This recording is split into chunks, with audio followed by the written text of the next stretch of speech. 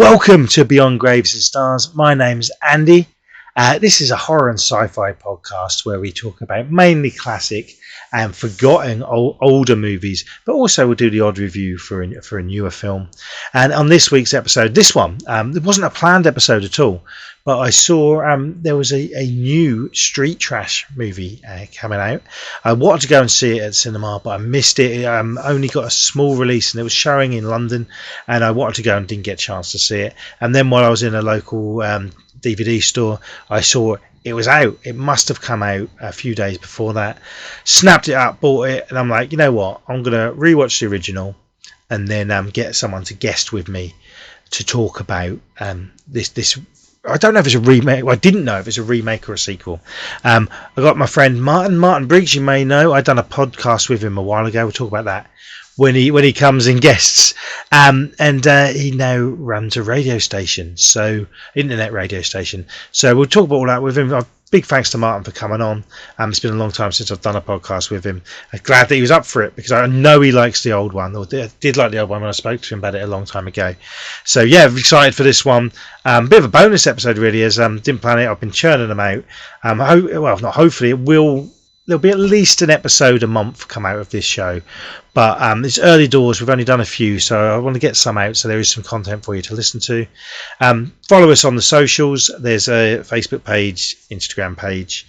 We're on Spotify, Amazon, Apple Podcasts, and now YouTube. Please like, share, rate, get interactive with me. I like chatting about these films. So here we go. This is a chat I had with Martin Briggs about mainly the newer street trash, but we do touch on the original 1987 Gorefest as well.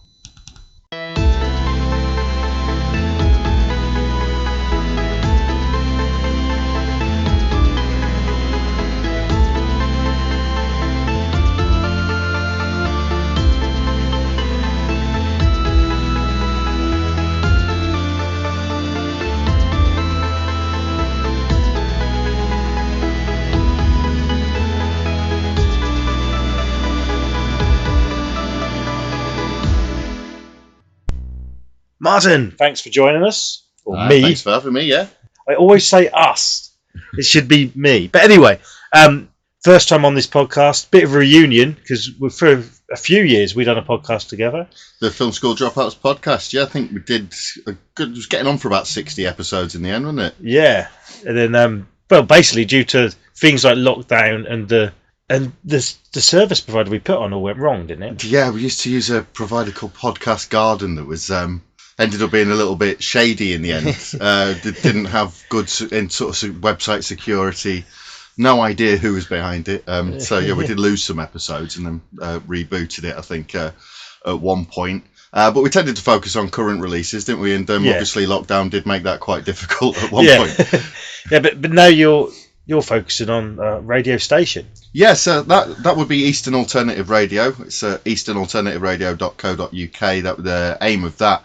I've been for a long time doing sort of music and film-based stuff on Twitch, but there's a lot of sort of copyright issues, even when you are using public domain materials and things like that. So I decided to go licensed in my own right and set up an independent platform for people to make whatever content they like.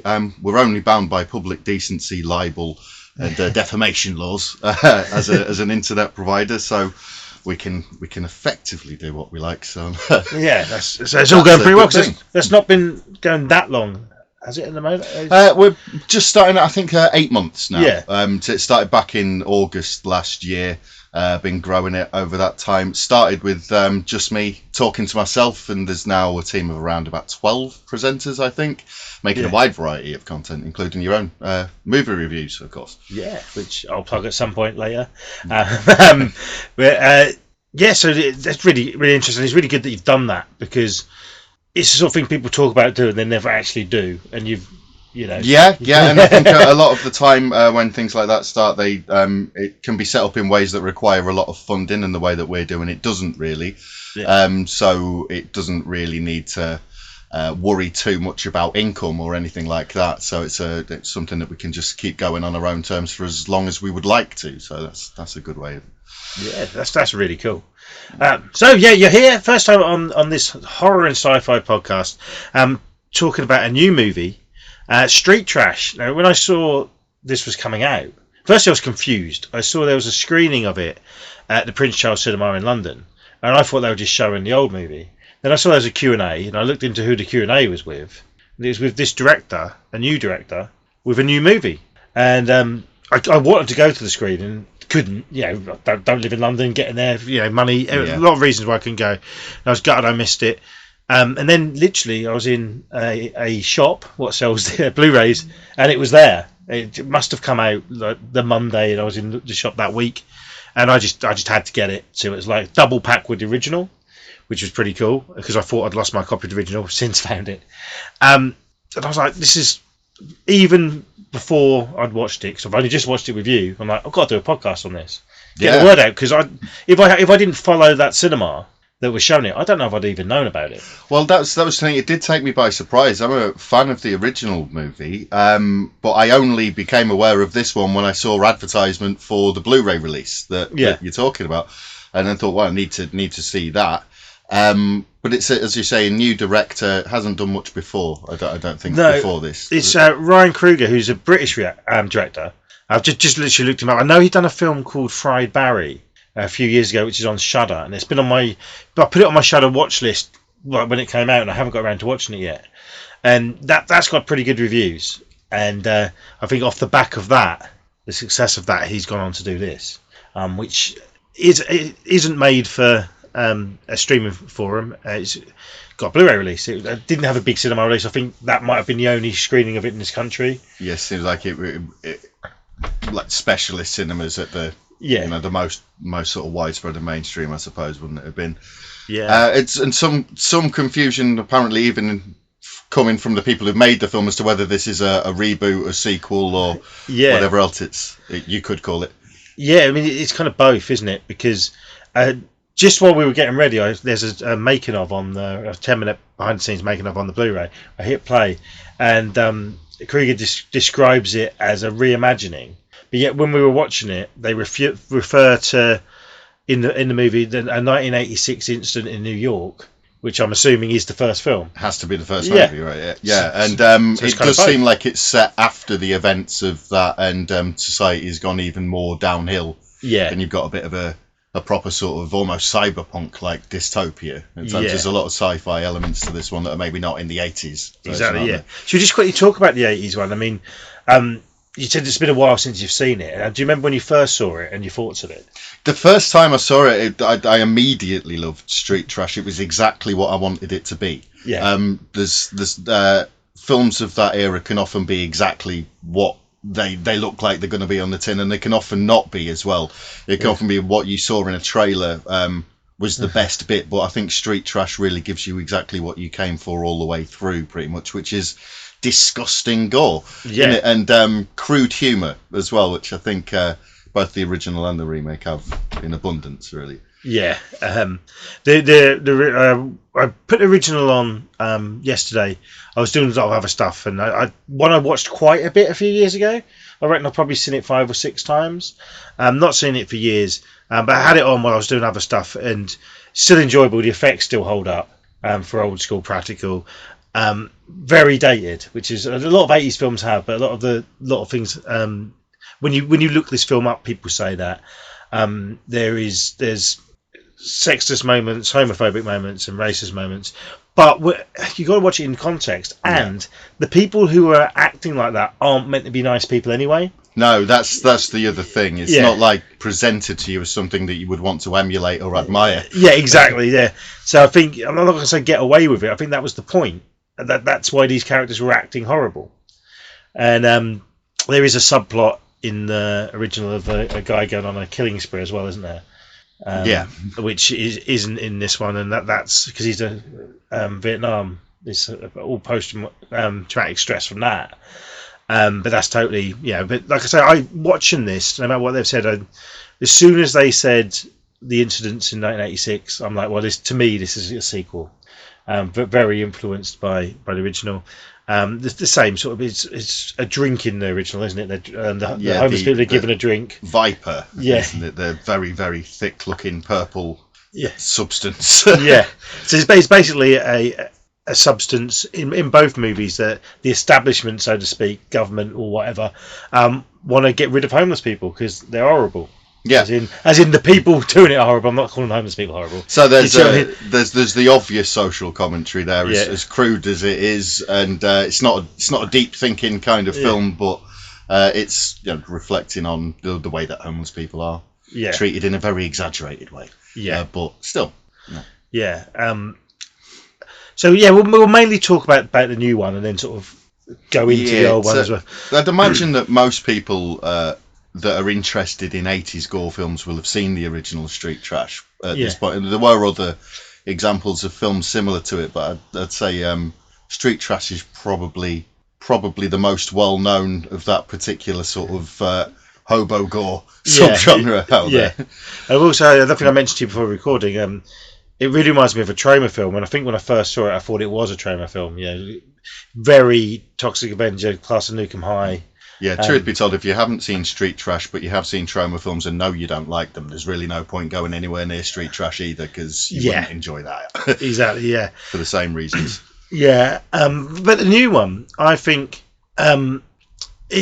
it's got a more of a mass appeal, I'd say. I'd still say if you don't like gore, stay well away. Yeah, I mean, reflecting on the fact that I haven't seen the film for a long time, I also haven't seen gory films for quite a long time. Something I watched a lot through sort of my teens and my 20s and kind of dropped off through my 30s and hardly touch at all now. So I was actually I was reacting to the gore for the first time since I was a kid, really. Yeah, there's an early death sort of melting scene right at the beginning of the movie. And there was moments that you were like, oh. I thought, strap in. Strap in. It's all gore all the way through this film. I mean, there's moments where you just think, they just haven't had any gore for a while, so it's about time. So they crack one in there. Yeah.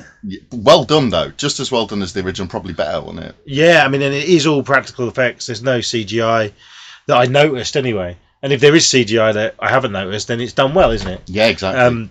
Very practical effects. Lots of ooze, gore, slime. Everything you'd want to see. It's all sort of technical, a very psychedelic, overload, sort of sensory overload kind of scenes, aren't they? And utterly disgusting. Disgusting, but also when you see blood and stuff, it doesn't look that realistic. No. But in the way that 80s films didn't. So I think it gets away with it, and also there's a lot of comedy in the movie. So it's not like, when you see the certificate comes up on something, it says injury detail. I'm like, oh god, you're going to see really realistic. But in this, its head's coming up, and blood and ooze squirting out of it. I mean, it's obviously it's all quite bad taste humour a lot of the time. There's bits and pieces coming off. Yeah, well, it's comic book, isn't it? That's how I would describe it. Comic book violence in a way. It's almost got a sort of Ren and Stimpy kind of vibe. Yeah, and it shows well that there are moments where it's like there's been 10-15 minutes, there's no gore, and then there is a scene. In the original, there are quite long gaps without any gore, and I think when I put it on the other day, there was so much film I actually didn't remember, and I only remembered the iconic gory bits. Yeah, there's the toilet scene in the original one with the bloke gets sucked down and comes out as the sort of bluish green monster, and then the infamous scene of the throwing the chopped off penis like a hot potato game. Yeah, which very memorable. I suppose they are calling back to in the new film. In two bits, there's a severed penis in the new one. And there's a bit with a head, and they're throwing it about like they do the penis in the. Yeah. So there's there are penis references, but even early on they give a policeman a drug that will keep him erect for 12 hours, and you see it, but it's ridiculous. You see it's clearly fake, and done for comedy effect. So I don't think. And it is funny. In a very puerile way, it is very funny. But I think that's what you. You wouldn't want anything less from a film like that. Well, when it first, I'd say the first sort of 10 minutes, it took me a while to get into, and I didn't know whether I would like the humour. But as it went on, firstly, I think you become more okay. This is what this film is doing. I understand the humour, but I think the humour actually got better throughout the film.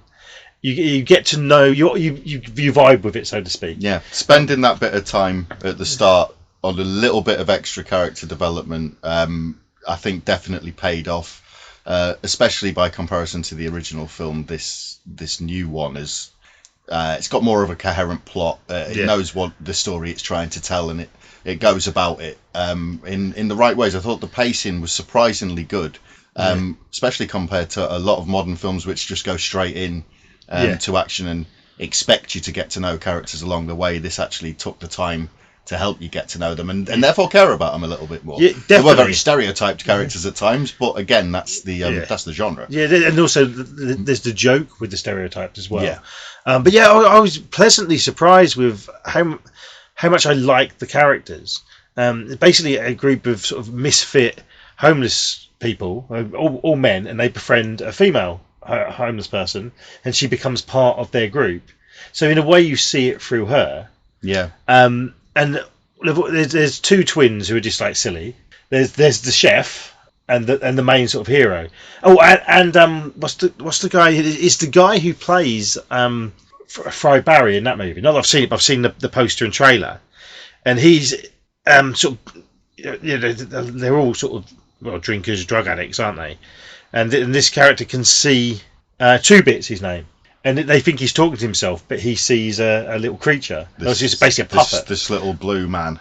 Yeah, called Soccer, I think his name is. Just a disgusting little man. Yeah, he's very. Most of the puerile, vile humour is through this little character who, firstly, he's voiced by the director, but he says some disgusting things all the way through the film.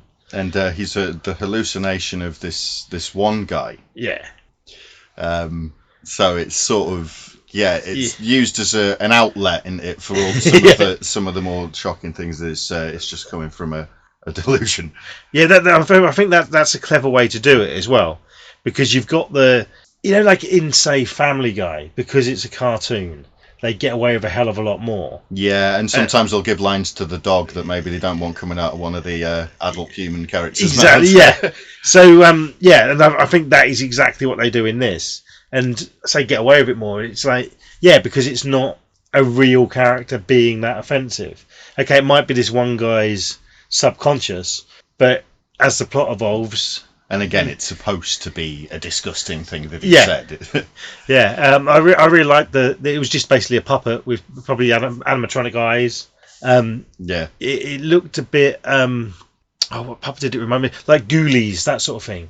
Yeah, had a bit of that. If you cross that with like Mac and Me or something. Yeah, or if you're a British listener, Harry Hill's Stoofer puppet. Which is just a hand puppet for cat.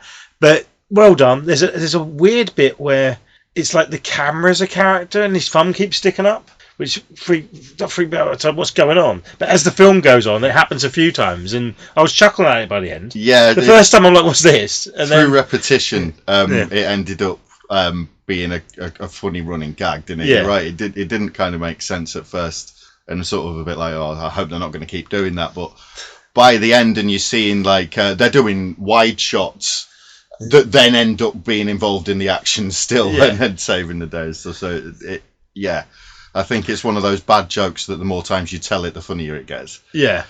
It's just, in your mind, it becomes a good joke. But I like it. I'm glad it's there.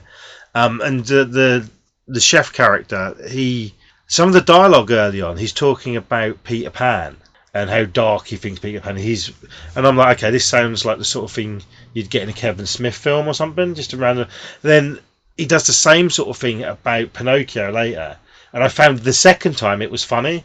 He's like, okay, there's this guy who watches these, say, Disney films or fairy tales or whatever, and he's actually quite twisted, and that's how he interprets it. Every interpretation he has of a children's movie is basically paedophiles. And the more it does it, it's funny, and it's the other people's reaction to it, because at first they're like, whatever, then at the end they're like, you're quite wise, or something like that. Such a deep yes, a deep thinker, that's it. And so pleasant laughs in it. Okay, it's don't get me wrong, it's very adult humour. It's an 18 for a reason, because you don't get that many 18 certificates nowadays. You don't, and it might have something to do with this not having a more, a wider release than it had. That, and it probably is quite niche these days. But yeah, I mean, if it was made and they knew it was going to get a cinema release, they'd probably have trimmed bits out of it for that reason. It's like I mentioned on a previous podcast, the movie The Monkey, which is very violent, but also that sort of cartoony violence like this. A lot of it is anyway, and that's a 15. But I bet you there's a lot of, well, at least a few scenes to get rid of that. I wouldn't be surprised to see a director's cut of something like that at some point. Yeah. I'd love to see one of this, so it's even more. But there's just stories back in the 80s of they'd send films back to get a lower certificate, but actually not edit them and see if people notice. And sometimes it would go through and it would get one, especially in America where it's R and NR, isn't it? Yeah. Whereas here it's straight 18 or 15, and usually now 18 certificate films are for sexual content opposed to violence. It is, yeah. You just don't get as many sort of gory movies and things like that even made in the first place, do you? I don't know how much of that is they're worried that it'll get cut and they won't be able to get it as widely released as they like, and how much of it is just that there isn't the appetite for it. I'm not sure. Yeah. I mean, the Saw movies did very well off it. Yeah, that's true. And this sort of gore, for me, you're looking at it like, wow, how did they do that? Or it's funny. Whereas a Saw film, you will look away, because it's just too real. And that's the fun of it. And it is that, I'm not a parent, but if I had a teenage son, I probably wouldn't, son or daughter, don't get me wrong, I just being sexist there because I thought gory films, boys will like it. I probably would say, this is all right.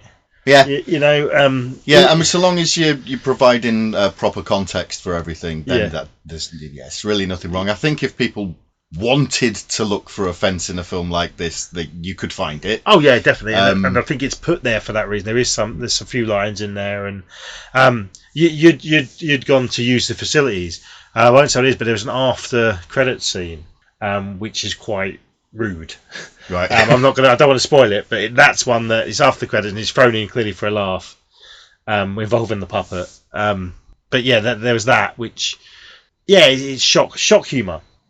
Which is, and that's the kind of thing I think, like I say, if you're looking for the offence and you find it, you're just being played, really. Yeah. That kind of thing is so silly that you're better off just walking on. Yeah. With that kind of thing. But as well as gory films, you don't get that sort of crude humour anymore. Even like the 2000s, you'd get all like Will Ferrell films and stuff like that. There was a lot of that sort of post American Pie humour. Yeah.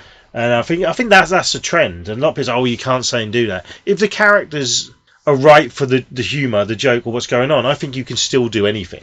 Exactly right. Exactly right. It always comes down to you can say anything you like if you've got the talent.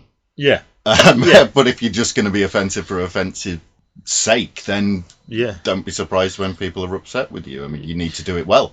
Has to be funny. But it's one of the other, I'm not going to get on the what people call woke and all this sort of stuff, because that's a big topic always. I think a lot's been said. Yeah, exactly. But I stand by, you can still say anything, but you've got to be open to be criticised for what you say. Of course, yeah. So you do it as long as you can justify it. If I was to be a screenwriter and I wanted a villain who was to be racist or homophobe or whatever, I'd probably write it so that the villains use these slurs because they would in real life. Yeah, exactly that. And you wouldn't want to end up with a situation where you don't show what's out there in the world in any way, because that's just a lie. Well, but then it becomes cartoon humour, cartoon villains. With like Skeletor, who just wants to rule the Eternia for no other reason than he wants to rule it. It's got nothing else on. Yeah, exactly.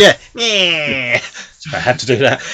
But yeah, so I think overall that there's nothing I would take away from this as outdated, or I think they deliberately got the humour of the original, but deliberately moderned it up. Yeah, they found a way to give you everything that you would have wanted out of street trash, but they've done it well. It's all justified, as you say. I think that's the good way of putting it. I think it looks good. I think because the first one's kind of grimy and gritty, but it was sort of, I reckon that from memory of watching documentaries about stuff years ago, from what I remember, the first one was a lot of, what do they call it, where they haven't had permission to film and just go out and do it. There's a term, but my brain's gone because it's the morning. We just watched a horror film in the morning. But yeah, so Whereas with this, it's done properly. It's not just like, right, that street's empty, let's go out and film. But I thought that it looked really good. Yeah, it's better than you might expect in a lot of ways. So there's some thought gone into the way that it's shot, and they've played around with some of the production things, like you say, with the kind of fourth wall camera guy being an extra character, but it's never explained, and that sort of thing. They use a few different techniques to kind of be able to experiment with what they're doing in a way that you wouldn't have thought that they would. And I thought that they struck a really good balance between keeping that it's obviously a special effect 80s kind of gore feel, but it never looked in a way you would say, oh, that's a bad effect. Oh, no. It's a really fine balance, I think, between making it look authentically 80s, but actually making it, look better than that in some way. Yeah, it's kind of almost a glossier 80s effect. Do you know what I mean? And also it's aided by a great sort of synth score, which gives that 80s feel. And it really reminded me of one of my favourite films in the last sort of decade or so, Turbo Kid. Have you seen Turbo Kid? Yeah. Because that's got gore like this, not as much, but it's got that tone, that post-apocalyptic. It's like an 80s future. Yeah, that's true. And I suppose what they call like the retro future now. Yeah, and I love that. I know a lot of people don't actually. And so looking at just quickly, like on Letterboxd, IMDb, this film's not been out long. There's not that many people rated it, but I can't believe how low the ratings are. It's sort of surprising when you think the original's been out there for a long time, and I don't know what you thought a sequel, reboot, or whatever you want to call it, of that would bring to you. Yeah. Other than what this has brought to you. So possibly, but then you see things like with online rating systems, people leave really, really glowing reviews and then 1 star. And did you slip? What happened? Yeah. Or a lot of people would probably go in like, I'm enjoying it, but because of what it is, give it deliberate, a low review, because I can't be seen to be like, and it's got the word trash in the title. You know exactly what you're gonna. But I wouldn't call it trash. I call it fun, and I love movies like this. But I was a bit, because of seeing some of the ratings, that I was worried, because I did want to enjoy it.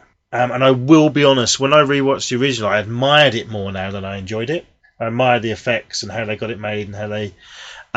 But there isn't a lot of story there to keep you going back. Yeah, it's not. It's not as fun as I remember it. But when it's good, it's really good. Yeah, and that I think that first time you see the original Street Trash is always going to be the best time, because the effects take you by surprise, and the humour works at least once or twice really well.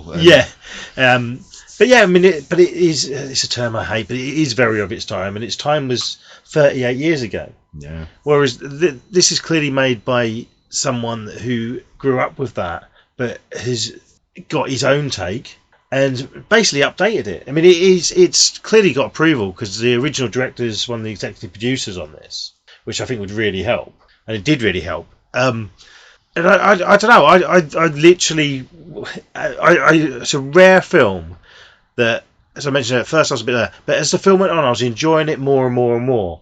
And watching the review, I think you were probably the same, because it was that, and it does escalate into, at the end, there's almost like a big battle scene. Yeah, which is so much fun. And it just really makes sense that it's got to that point. It didn't feel like we were, suddenly we're having a big battle scene because that'll look good at the end of the movie. It did ramp up to that. Yeah. It was getting more ridiculous as it went on, but at the same time it always followed its own logic. There was always a reason for everything. It didn't leave you with like gaping plot holes. And I really admire how Kruger's got it so that you, throughout, it's only an 85-minute film, but by the end of it you're really rooting for these ridiculous characters. They're very likeable. I think really to its credit, because you can watch films that are 2.5, 3 hours long and not get that kind of satisfactory character development out of them. Yeah, which it's great. And it is literally, when it finished, you went to use the facilities, and I looked at because I literally opened the Blu-ray today, shoved it in, and there's a director's commentary which I'll definitely be listening to, and a making of. And I want to learn more about this film. I'm definitely going to go back and watch. He's directed at least one other film, but it's one of those that just a pleasant discovery. Yeah, I mean, he really it's a new director, but they've definitely understood the assignment, as they say. They knew exactly, approach it, be faithful to the original, but update it, make it better where you would rather it was better. Don't be worried about things being overly crude, but don't be nasty. If all of that was what we would want out of a new street trash movie, he's definitely smashed it. Yeah, and got on my list of directors to look out for as well, which, I'm just flicking through now, looking at Fried Barry. That has got slightly better reviews, but he's been out longer. He's on Shudder, but people I follow who are into horror, I mean, one guy who does another podcast has given it 4.5 out of 5. Averaging, my friends who follow it have given it mostly 4s, which is cool. And it's Gary Green, who was the guy in Street Trash as well. It doesn't appear like he's done much else, but he was great in Street Trash. Because a lot of visual was mainly his face, wasn't it? The character he played.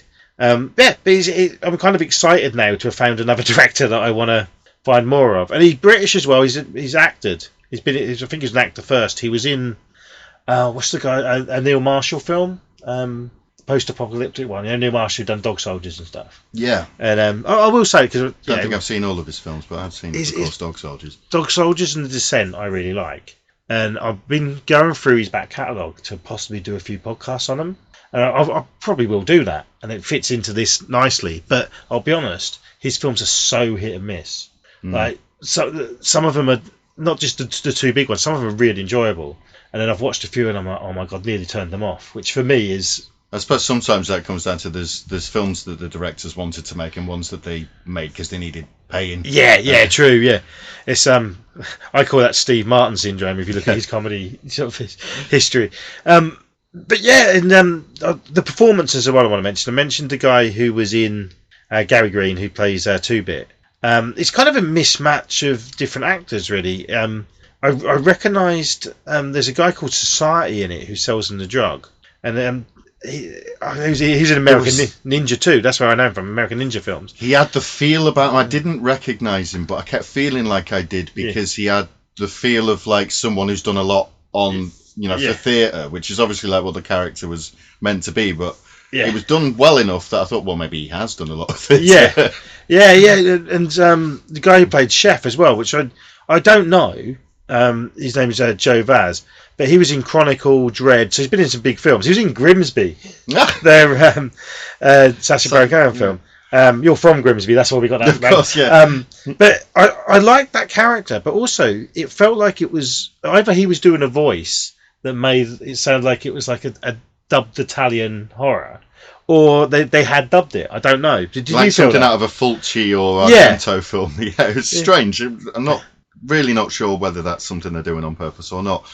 But yeah, but I like that. I sort of gave it a bit of a you are watching, B movie. It gave it that feel. Yeah. Or added to that feel. There's a lot of that. And the performance from the female lead, Alex, is Donna Cormack, who I've never heard of, and she's only got one other credit on Letterboxd, which is a film called Monster Island. I mean, with a name like that, I'd want to see it, obviously. Which Eric Roberts is in. It's another great... He's still out there. Eric Roberts is the man. If you look him up, he's made like 400 films. And I met him at Comic-Con once, and he was generally so happy to be there, chatting away. And I got a signed picture, and all the best of the best ones were gone. And he was like, yeah, he's so proud of that film. He's like, so he should be. But yeah, I thought she gave a really good performance. And there is a scene where it gets a little bit emotional, where she talks about what's happened to her family. And it was delivered well enough. Yeah. It's not Oscar worthy, but for this film, that bit wasn't done for laughs, and it worked. Yeah, and that's the thing. I don't think there's nothing that they tried to do where they really missed. In this, like maybe again, like if you wanted to be overly critical, you could find ways to do that, but like ultimately, it's ticked every box it needed to in this film. Because a film like this, it does, typically you would find the scene like that in it. I mean, we've even finished on a freeze frame. It ticks so many of the boxes it needs to. But do you think that's? I'm not going to. I mean, it's early doors for this. I'm hoping, and it probably will happen. More people like myself who are interested in it will go out to see it and start talking about it and rate it higher and this sort of thing. And that's why very quickly. I mean, I picked this film up Saturday, so it probably came out Friday. I saw you Saturday night, and I'm like, should we watch it and do a podcast? Because I You need to go watch soon. yeah, and I thought if it's good, I want to get the word out, and cause I love films like this. I love to see.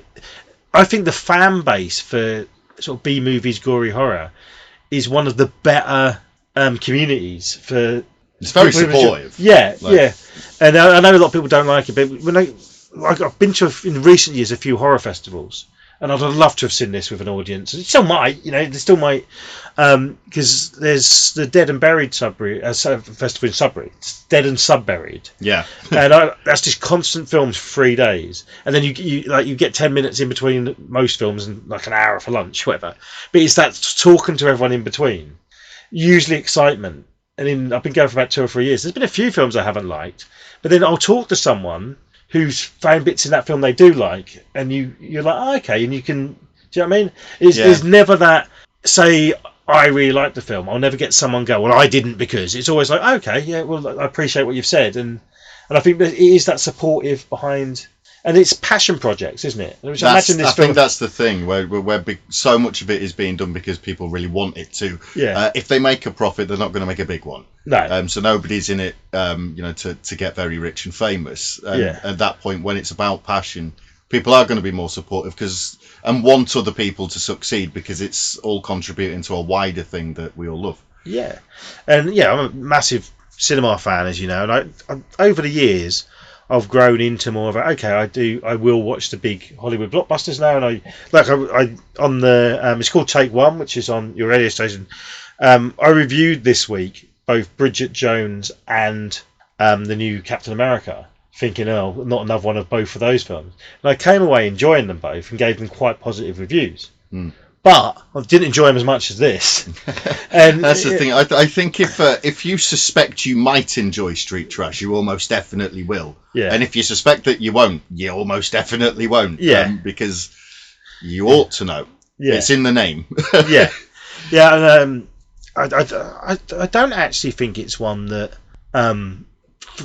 hardcore fans of the original aren't going to be, because sometimes you get that, like the episode coming out soon on this podcast, I don't know if it'll be out before or after this, whatever, but I compared RoboCop and the second the reboot of RoboCop. Yeah, there's a lot of differences there. And I'm like, I love the first one so much that it makes me dislike what they've done in the reboot. So you would get it when people feel that way. Yeah, but with this, I don't get it. I don't think people would. I think they would enjoy it, as you say. Yeah, you'd really have to have a grudge against the very idea of remaking anything from the 80s. And again, I do think it feels like a sequel more than a remake, which is probably going to help with that as well. I think it's cleverly done, because if it was called Street Trash 2 or Return of the Street Trash or something like that, people who haven't seen the other one just won't go near it. True. Whereas now they will. So you don't need to have seen the original. No. I mean, there are, if you have seen it, then you'd pick up on the one or two references to the original that there are. But if you haven't, it just is what it is, isn't it? Yeah. There's an alarm going off, if you heard that. Always. It might not pick up. I'll acknowledge it. We're recording this above a pub in my flat. It's not like Street Trash outside, as in, but you hear sirens. It might work with the vibe, mightn't it? So overall, I'm like, very well made. It looks good. Special effects are good. I love the music. The cast were pretty much mostly great. We didn't mention the stereotypical villain who's a bit Donald Trump. I mean, that's, I think, one of the things where you can see that where it's offensive, it is quite tongue-in-cheek, because the villains are the same kinds of villains you would have got in the 80s and the 90s, where it was always the corporate bad guy, or the greedy bad guy who doesn't care about people. The suit. It's just, as you're saying, it's... he feels a little bit Trumpish, but it's not like an overtly obvious dig or any obvious deliberate political satire. It's underneath it. Yeah, I mean, it's quite politically neutral, this film, really. Yeah, it is it's getting but it's basically getting at money hungry people, but it's not adamant left right, is it? No, it's more like has a go at just general inhumanity, I suppose, rather than anybody's specific version of what being a good person might be. Yeah. But also the villain reminded me a bit, I said it during it, of WWE's William Regal. Just the look of him with the floppy hair and wishcut, as I like to call it. He had that kind of mid-Atlantic sort of accent, didn't he? There's a scene that made me laugh in it as well. There's a few sort of it just goes in different directions of what these homeless people are doing. And there's one where the main guy pretends to be rich to steal from another rich guy. And the things he says is like, he basically says he's going home to see his Labradoodle or something like that. And it's the Labradoodle needs his braces removed. That's it, yeah. Which is great. Yeah, Ronald, the main character, he's played by, did I mention he's played by Sean Cameron, who's been in a lot of stuff. He's 36 credits on Letterboxd. He's in Safe House, the Mummy reboot, Death Race 3, so lots of, jobbing actor, really, isn't he? Yeah. He was in, and one day I want to touch on these as well. He was in the third Lost Boys film. Oh, I did not know there was a third Lost Boys film. When did that come out? That came out in 2010. Right. You knew there was a second one, obviously. Yeah. Yeah.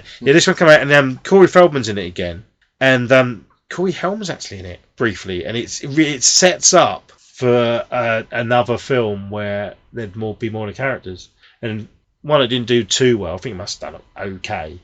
But obviously Corey Feldman passed away. Corey Helm. So Corey Feldman. I've made them one person.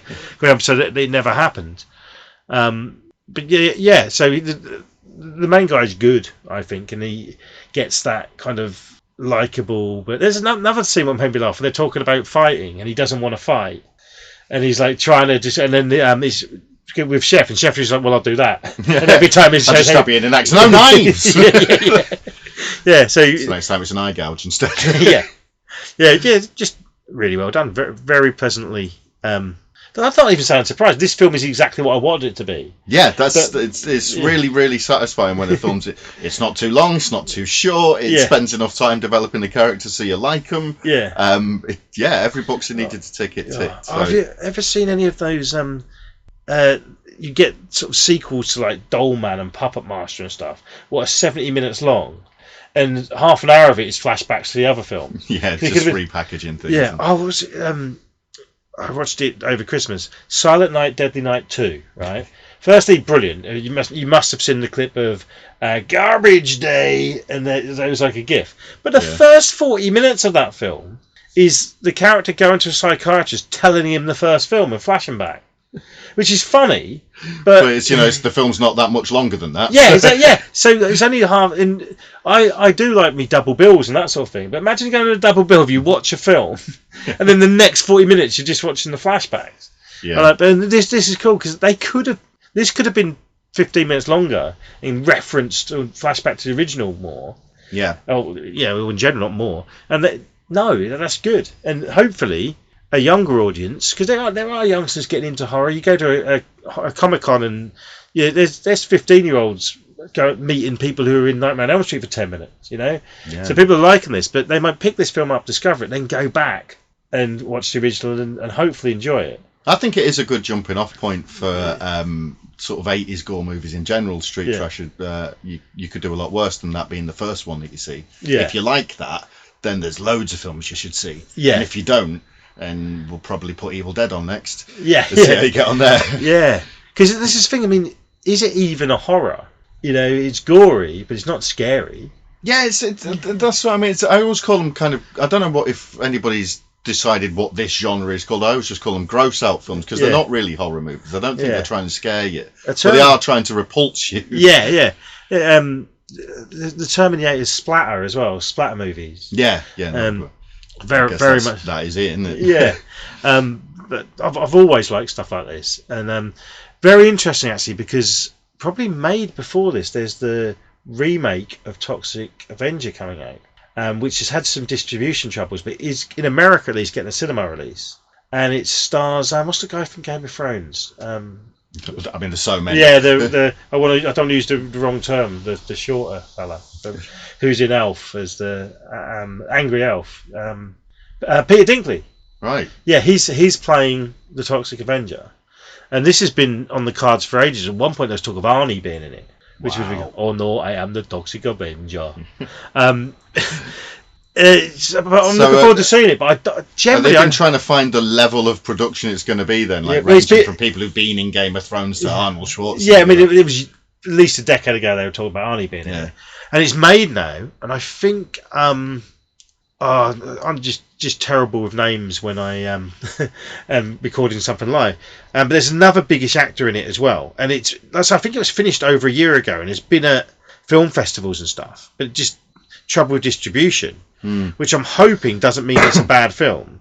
But if they've done it like this is done, then I'm all for it. Absolutely, I mean, it's like obviously the Toxic Avenger is another one that you'd politely say is of its time. I love Toxic Avenger. I love trauma movies, but I would be fully understanding if somebody said no.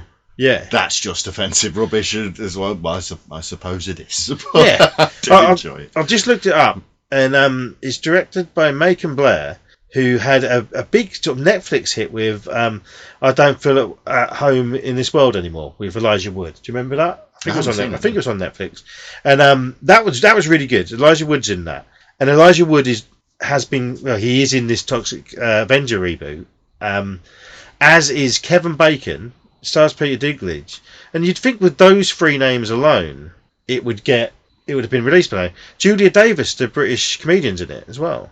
So I just don't know. Lloyd Kaufman produced it. It says it was made in 2023. So that's 2 years. Been a good while. Yeah, and it's been at festivals, so that it's got a 3.3 on Letterboxd, and probably about 500 people have rated it. So I mean, that's a pretty good sort of test size that people who would expect to like it wouldn't find it terrible. Yeah, I mean, I think as well that I mean, people would come away from that. Yeah, people do forget as well that nowadays a 3-star rating. A lot of people see it as bad, but 3 is good, isn't it? Of course it is, yeah. I mean, if 5 is as good as it gets in cinema, then 3 is pretty bloody good. Yeah, I mean, I get criticised for being too generous with my reviews, but for me, I think if a film's good, really good, enjoyable, does everything it's supposed to, it's a 4-star film. I think you get 1 star just for competence. Yeah. A 5-star film for me is a film that does exactly what it's supposed to, and more, and just if I can't fault it, it's a 5-star film. I give very little because I do the letterbox route. A few films I've given a half, but I'll be honest, I won't go into it. Are films I think with propaganda type films or films with the wrong message that I won't bang on about, but I do find offensive for that reason. One of which was a film that was advertised as I'm not even going to say the name because I don't want people to go and look it up. Advertised as a drama about someone finding his parents, but it ends up being a drama about anti-abortion. Oh, so just sneaking it in there, which I just think is it's very dishonest, and I think a little bit cowardly actually. If you've got something to say in a movie, then go and say it. Sneak it in there. That's not what subtext is, you know. That's more like a Trojan horse. Yeah, I came out angry, and I saw it in the cinema, and I was talking to the staff in the cinema, and they're like, "What? What have we shown?" It was like, but I'm on Letterboxd, Andy Martin with a EE81. Look at me films, and it's on there, but I don't want to give it a shout out because on YouTube sometimes you say actors' names, and it will come up on YouTube that we talk about them in the thing. So I don't want to plug this one in any way, but I do want to plug this, and I'm going to keep saying Ryan Kruger because I think it's a job well done. Yeah, it is. It is. I don't think anybody other than someone who probably already has a good idea how they feel about films like this would find anything to complain about. Yeah. As I said before, though, if you suspect you might not like a film like Street Trash, you probably won't. Yeah. I've got a few mates I do a B-movie night with every now and then. And usually we bring films that we've not seen and we just pick one or 2 or 3, depends how the night goes. But even though I've seen this, I want my friends who do that to see this film. Yeah. And also, I've already come up with a drinking game for it. Of every time someone sticks their middle finger up at someone else, you down a shot or a bit of beer. You'd have a few as well. Yeah, I like that. I don't know if it's a deliberate running joke, but they do keep sticking the fingers up at each other. And there's 2 C-bombs in it as well, I noticed. Yeah? Yay! Do like a C-bomb. And they just they didn't stand out massively either, did they? In the context of a film where everybody's flipping everybody off every 5 minutes. Yeah. But that's the thing as well. Natural. With the language in it, there was quite a bit of swearing, but not to the extent of... I can even watch a Tarantino film, and I'm no prude, but there's too much... It's just embarrassing sometimes. Too much effort and Jeffin to... Because people don't speak quite like that. They swear a lot, but not like every other word. Yeah, and the swearing wasn't there for humour, it was more natural. Yeah. You know, some of the a lot of the dialogue is funny, but bad comedy writing, and you get this a lot. Is I can't write a joke, so I'll just swear. Yeah, of course. And then that's not in this, so that's I was very impressed. Yeah, where it's funny, it is genuinely funny. It's just yes, it's very, very silly. Yeah, I mean, don't get me wrong, a few of the jokes for me didn't work, but I think the humour got better as the film went on. Whereas a lot of movies, they've got the jokes they want to do, and they put them in early, and then it's done. You know, it's the slow build, and then by the end, I was laughing and cheering at the same. You know, and there's one bit I don't know, some mini spoilers. This hero shows up, kills a load of people, then just gets killed herself. So it's just hilarious. Sorry, I will say I'll put on the disclaimer. There's spoilers, but not mild spoilers. Mild spoilers, one, yeah. is it? But this is definitely a film to be watched with your mates. If you do drink, have a beer with it, I'd say. I mean, we put it on at 10 in the morning, so we're not. Yeah, we've watched it sober, and as fans of B movies, it's still really enjoyable. But it would be fun as a drinking game kind of movie as well. Yeah. You definitely don't need to be watching it with rapt attention to enjoy it, do you? It's not like you've missed a line and you've missed the movie. Yeah, and yeah, I recommend. I would if it's on at a festival, you see there's a screening, or maybe the director's doing a bit of a tour of it, doing Q&As. Just go and see it if you're into this sort of thing. The Blu-ray's well worth picking up because you've got as a bonus disc. It's not just got the 1987 original film; it's got the short film that was based on as well. For I don't know what it was, 15, 20 quid, something like that. But the main film's got a making of, a music video, which is fun. Some deleted scenes, I think, and there's a director's commentary. That's pretty stacked, isn't it? Yeah. So if you're a film nerd like me. And I did find my original copy of Street Trash, which I was like, I'll give that away or whatever. I ain't gonna, right? Because the original one, there's a 88 Films version. It's called 88 Films Vault. Is how it's. I don't think you can get it anymore. But I looked, and I was going to cheat and watch the making of it before this. I ended up drinking instead last night. But I had a look this morning, and the making of lasts 2 hours 5 minutes. Yeah, I mean they are generally good. The 88 films releases on Blu-ray, aren't they? I know they've done I don't know if they've done all of the Tygon films, but they've certainly done most of them. The recent releases of those, haven't they? I've been picking them up. You can see them down there. They're yellow, nice packaged. You guys can't listen. I can see Witchfinder General over there. That's a banger. Classic. Yeah. Beast from the Cellar. Beast in the Cellar, not so much, but still all right. Yeah, so anything else you want to say about this? I've got excited. I did have an energy drink while watching it, which is worrying because I'm like, oh God, what have they put in this? Is my head going to... So he's all right so far. No neck swellings at this point. But yeah, the bubble special effects are great, isn't it? And yeah, they're just if you love 80s gore movies, you're going to get a lot out of this. I don't think you'll be disappointed in any way. If you've seen films like that before and you know you don't like them, you just... Come on, you're not going to like this one either. And to be honest, you're probably not listening to this podcast either. So if you're the sort of person who would listen to a podcast like this, then yeah, absolutely seek it out. It's really good fun. Excellent. Oh, we'll wrap it up there.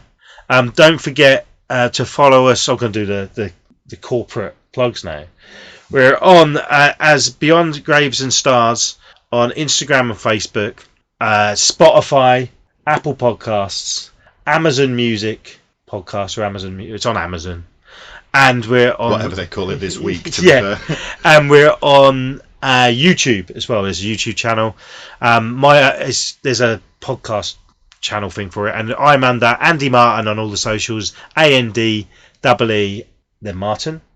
Blue Sky. There's no separate pages. It's just me. Find me and talk about that, and there'll be links on there to your radio station as well. Because Eastern Alternative Radio is on Blue Sky and Facebook.